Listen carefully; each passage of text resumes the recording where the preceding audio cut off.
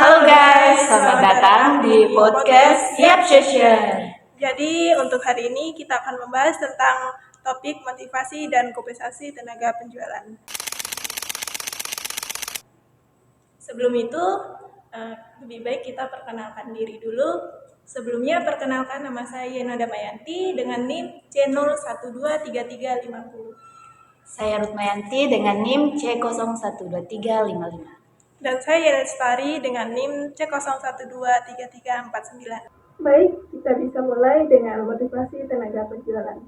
Menurut kalian, teori apa yang paling relevan dengan motivasi tenaga penjualan ini? Jadi ada beberapa teori klasik yang sampai sekarang masih sangat relevan. Yang pertama dan yang paling terkenal adalah teori hierarki kebutuhan dari Abraham Maslow. Abraham Maslow ini bilang bahwa manusia mempunyai kebutuhan yang tersusun seperti piramida, dari kebutuhan yang paling dasar seperti gaji yang cukup untuk hidup, hingga kebutuhan yang paling tinggi seperti aktualisasi diri. Jadi kalau tenaga penjualannya belum terpenuhi, susah juga ya mikirin yang lebih tinggi.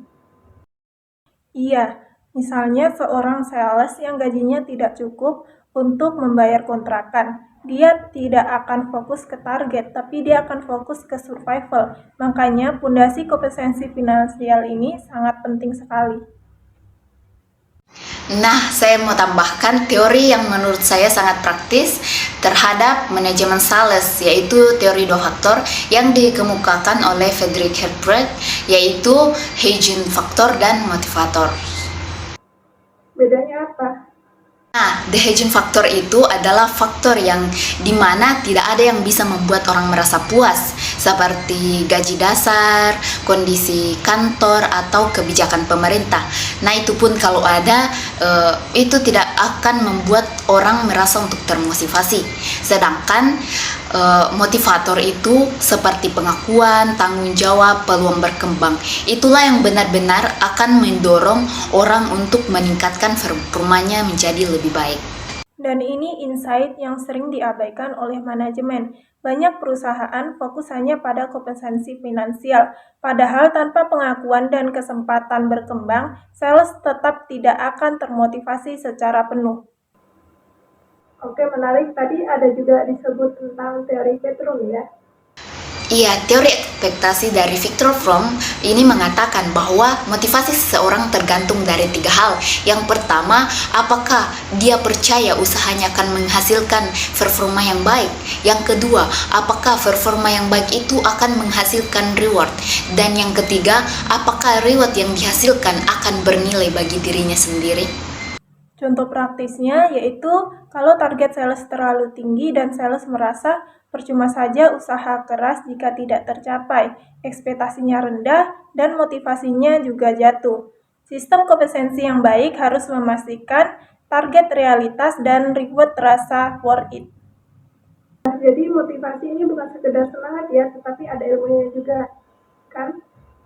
Baik, kita bisa lanjut ke teori pertama yaitu kompetensi tenaga penjualan. Secara umum ada 4 model utama. Yang pertama itu gaji pokok murni atau straight salary, yang dimana sales dapat gaji setiap bulannya tanpa komisi. Keuntungannya itu stabil dan cocok untuk sales yang perlu membangun hubungan jangka panjang. Namun kurangnya mendorong inisiatif lebih. Yang kedua adalah komisi murni, di mana bayaran sepenuhnya berdasarkan penjualan. Ini sangat motivatif bagi sales yang agresif, tapi bisa menyebabkan stres tinggi dan turnover tinggi jika pasar sedang lesu. Ketiga itu, dan ini yang paling sering dipakai, adalah kombinasi gaji pokok dan plus komisinya, di mana sales dapat mendapatkan keamanan dari gaji pokok, tetapi juga termotivasi karena adanya komisi tambahan. Misalnya itu gaji pokoknya 4 juta dan mendapat tambahan plus komisi 3% dari setiap penjualannya. Model ini balance antara keamanan dan insentif. Dan yang keempat adalah insentif non-finansial. Ini sering diremehkan padahal dampaknya besar. Contohnya penghargaan Sales of the Month, liburan gratis untuk yang capai target, training eksklusif, atau promosi jabatan. Ini menyentuh kebutuhan pengakuan, dan aktualisasi diri yang kita bahas tadi. Jadi saya simpulkan tidak ada model yang benar ya. Tepat sekali, pemilihan model harus disesuaikan dengan jenis produk, siklus penjualan, dan karakter tim. Produk yang siklus penjualannya panjang seperti properti atau asuransi korporat biasanya cocok dengan gaji yang lebih tinggi plus bonus. Produk fast moving seperti FMCG lebih cocok komisi agresif. Dan satu hal yang sering dilupakan yaitu transparansi sistem kompensasi. Sales harus paham betul bagaimana cara hitung komisi mereka. Jika sistemnya membingungkan, kepercayaan dan motivasi bisa turun drastis. Oke, jadi poin utamanya itu transparansi, kepercayaan, dan motivasi. Baik, sekarang kita masuk di part paling seru, yaitu kita masuk di studi kasus. Oke, saya mau bertanya, kenapa sih masih ada perusahaan atau perusahaan besar pun mereka itu tidak bisa mempertahankan tim sales terbaik mereka sendiri? Ini fenomena yang sangat nyata. Salah satu contohnya yang sering kita lihat seperti sebuah perusahaan startup yang baru berkembang. Mereka memiliki sales berbakat, tapi sistem kompensasinya masih sangat sederhana, seperti gaji UMR, tanpa komisi yang jelas, tanpa jenjang karir. Hasilnya, sales terbaik cabut dalam waktu 6 bulan. Ada juga fenomena menarik dari penelitian. Ketika target sales ditetapkan terlalu tinggi dan hampir tidak mungkin dicapai, beberapa sales malah melakukan set bagging, di mana mereka sengaja menahan deal supaya bisa dilaporkan di bulan berikutnya. Ini terjadi karena sistem kompensasi menciptakan insentif yang salah. Wah, jadi sistem kompensasi yang buruk bisa mendorong perilaku yang merugikan perusahaan. Apakah ada solusinya? Kuncinya ada di desain sistem yang elik antara kepentingan sales dan perusahaan. Target realistis tapi menantang. Komisi yang progresif, semakin tinggi pencapaian, semakin besar presentasi komisi. Dan jangan lupa review sistem secara berkala karena kondisi pasar sering berubah-ubah. Tambahan dari saya, komunikasi dan coaching dari manajer juga krusial. Sales yang mendapat feedback rutin dan merasa didukung manajernya jauh lebih termotivasi daripada hanya diberi target lalu ditinggal.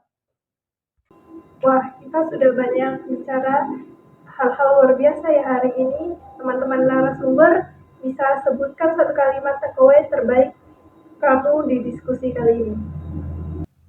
Sales yang termotivasi bukan lahir dari target yang tinggi, tapi dari lingkungan yang menghargai usaha dan memberikan makna bagi pekerjaan mereka.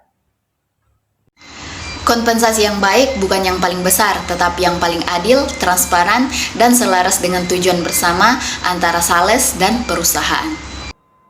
Baik, itulah diskusi hari ini. Semoga diskusi dari kita semua bisa bermanfaat bagi penonton. Sekian, terima kasih. Terima kasih sudah menonton podcast kami bertiga. 3 orang berisik tanpa arah. See you next time video selanjutnya. Kata-kata.